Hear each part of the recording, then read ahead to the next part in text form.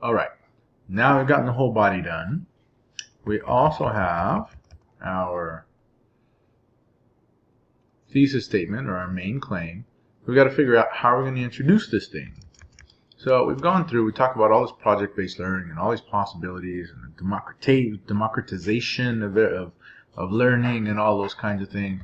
So one of the things that I wanted to do with this introduction was to kind of put myself in the shoes of another student without actually creating that student, just kind of the idea of that student, and we're not using first person at all in these essays. So you're not going to sit there and refer to, like me, oh, hey, I walked into my first day of school and blah, blah, blah, blah, blah. So we're not doing that kind of stuff. We're putting it in third person so it becomes a little bit more accessible to everybody. And it also forces you to practice writing about topics as opposed to people. Writing about people is very good and it has a place, especially when we're trying to create pathos and such. But right now we're also wanting to create that ethos and that logos along with that pathos. And so this is how we're going to do it here in the introduction. So I have started off with this student here who has moved and walks into a new school one day. Obviously, for those of you who have moved, and after reading some of your introductions, some of you moved a lot. So you know how this feels, right? And so this is what I've written.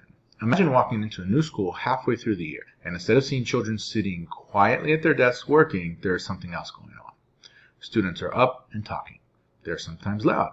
They might not even be in their classrooms. Wherever you look, it appears that there is stuff like clothes, food, posters, and maybe even wood and paint. Upon entering the classroom, almost no one even notices that a new face has appeared until the teacher calls the class to order. After a short introduction, the student ambassador says, hey, come on over here with us. This year our whole school is working to make the world a better place. You want to help? This probably sounds too good to be true, but it isn't impossible. Now this is how I'm going to introduce the idea of project-based learning. I'm not just going to say, hey, project-based learning. You notice, I never said the words project-based learning anywhere in that part of the introduction. Instead, I gave a mental picture of what project-based learning might look like. And I also put a student in there, walks into a classroom in the middle of a school year. You're feeling timid, you're out of place, you don't know where anything is, you don't know anybody. It's a very intimidating situation. Unless you're a social butterfly, those of us who have moved a lot often walk in that first day and just kind of look around like scared. You're nervous, you don't know what to expect. But if you walk into a classroom that has a lot of stuff going on, and it's not just kids sitting there with books, just taking notes or answering questions and from a chapter, but they're actually doing hands-on stuff. It's almost like they're playing. You walk into that classroom, regardless if you're 5 or 15, you have a chance to get in there and show from the day one exactly what you can contribute. That is a really good way of integrating new students into a classroom. It's a really good way of integrating students into a school. And it's a really good way of helping people be more social and hopefully make some friends. Now, of course, this is idealized. This is a research paper. We get to do that. But the possibilities are there, and there are actually schools set up like this. They are pretty cool. I wish more schools would do it, and hopefully there are. So we have this introduction. Then we go down to our thesis. Now, project-based learning is the first time I use those words. Project-based learning offers students the opportunity to engage in a challenging multimodal curriculum that will potentially have real-world applications. And then you remember, we went through and we discussed this idea of engaging in challenging curriculum and multimodal curriculum that will have real-world applications, right? So there we go. Our first supporting claim, the challenging multimodal curriculum, and our second claim, having real-world applications. All right. So then we go through. We've already done this. You've had to listen to me for longer time than you probably want to. So I'm not going to go through and read all of this again. I will spare you that agony. But then we're going to come down here. We get closer. Come on, computer. You can do it. You can do it. Here we go. Now we get into. Oh wait, I went too far. Toward the end. Wait, sorry. Conclusion. Here we go. See, I'm human. I make mistakes too. So the restatement of the thesis. Now, this is not a complete restatement. I'm not just rewording the thesis, I'm restating it in a different way after I've gone through this, and the reader knows a lot more about project-based learning.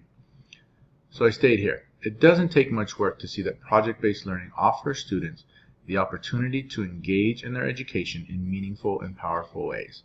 Now, I didn't say anything about the curriculum. I didn't say anything about it being multimodal, about it being challenging, about having the real-world applications. But I've restated it that it's still meaningful and powerful.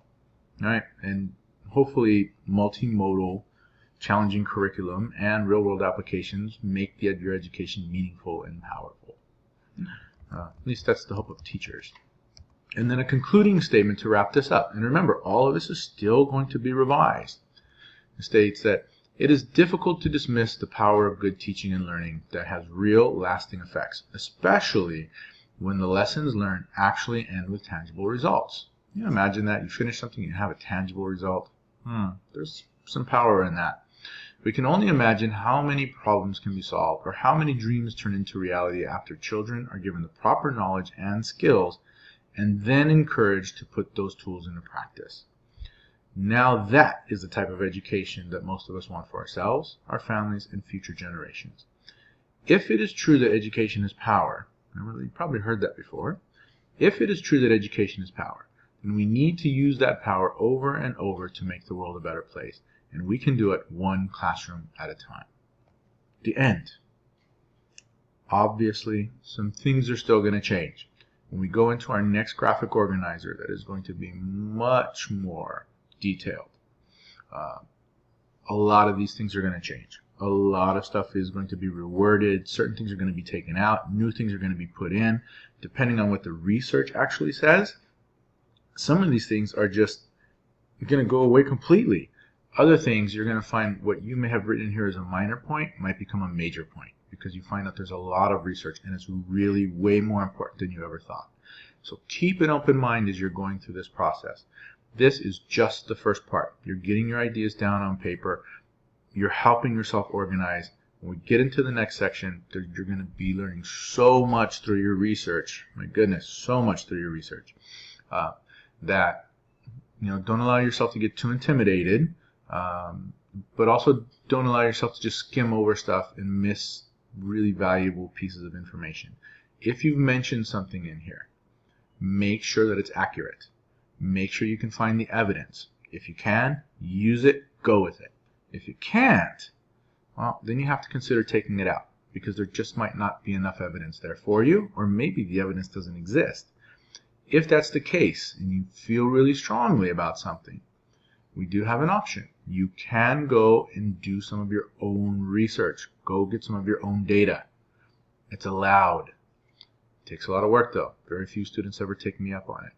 But if you feel strongly about something that you have in here or anywhere in this first graphic organizer, if you feel so really strongly about it, you believe that it's true, but you can't find the right information, I will allow you to go actually get your own information, collect your own data like a researcher.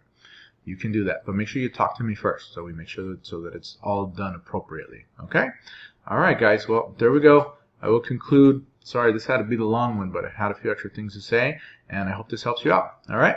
Remember, this is due in a couple days. Stay on it, people. Stay on it. Bye.